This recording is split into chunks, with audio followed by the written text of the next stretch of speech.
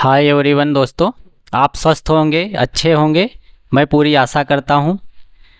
आज जो हम लोग ये पढ़ाने वाले हैं टॉपिक, वो है आर्य समाज के विषय में, मतलब वैदिक सभ्यता के विषय में। वैदिक सभ्यता जो है, कुछ विद्वानों ने कहा है कि वैदिक सभ्यता के जो निवासी थे वो मध्य एशिया के थे, लेकिन विभिन्न विद्वानों में जो है मतभेद बना हुआ है। कुछ विद्वान कहते हैं, जैसे कि बाल गंगाधर तिलक जी ने बताया है कि एक देश पड़ता है तिब्बत का एक पठार है पामीर का पठार। तो ये इनका मानना है कि पामीर के पठार से आए हुए हैं।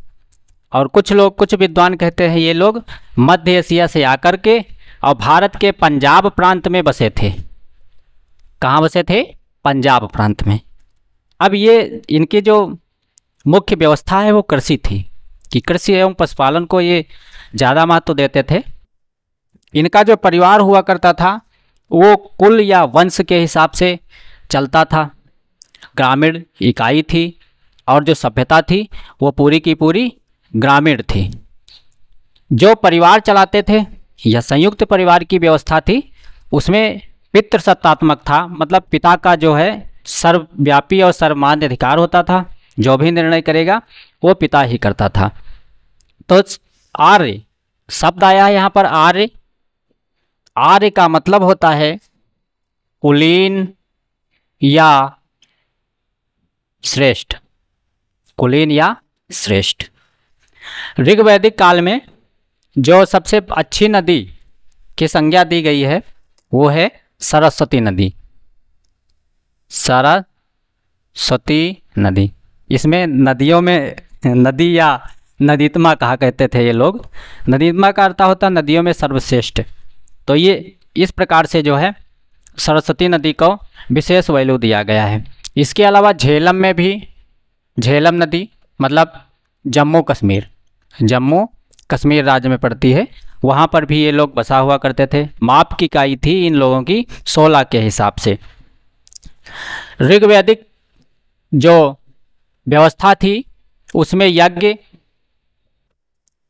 कर्मकांड आदि व्यवस्थाएं भी करवाई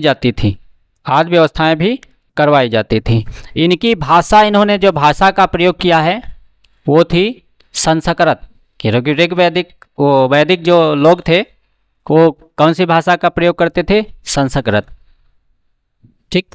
जो आर्य लोग थे या वैदिक लोग थे वो धातु अगर प्रयोग किए थे तो सबसे पहले धातु थी लोहा।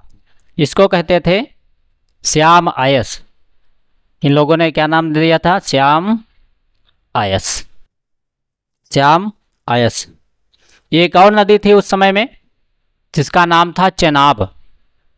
यहाँ भी लोग मतलब बसे हुए थे।